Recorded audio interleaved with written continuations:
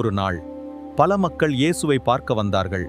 அப்போது இயேசு ஒரு மலைமேல் அமர்ந்து அவர்களுக்கு முக்கியமான போதனைகளை கற்றுக் கொடுத்தார். ஆவியில் ஏழைகள் பாக்கியவான்கள், வானராஜ்யம் அவர்களுடையது. துக்கப்படுகிறவர்கள் பாக்கியவான்கள், அவர்கள் ஆறுதல் பெறுவார்கள். தாழ்மையுள்ளவர்கள் பாக்கியவான்கள், அவர்கள் பூமியை சுதந்தரிப்பார்கள். நீதிக்காக பசித்து தாகமுள்ளவர்கள் பாக்கியவான்கள், அவர்கள் திருப்தி அடைவார்கள். இரக்கமுள்ளவர்கள் பாக்கியவான்கள், அவர்கள் இரக்கம் பெறுவார்கள். சுத்தமான இருதயம் உடையவர்கள் பாக்கியம். சுத்தமான இருதயம் உடையவர்கள் பாக்கியவான்கள், அவர்கள் தேவனை காண்பார்கள். சமாதானம் செய்பவர்கள் பாக்கியவான்கள், அவர்கள் தேவனுடைய பிள்ளைகள் என அழைக்கப்படுவார்கள். நீதிக்காக துன்பப்படுகிறவர்கள் பாக்கியவான்கள், ஏனெல்லாம் வானராஜ்யம் அவர்களுடையது. இதுதான் மத்தேயு 5 இயேசு சொன்ன உண்மையான பாக்கியம்.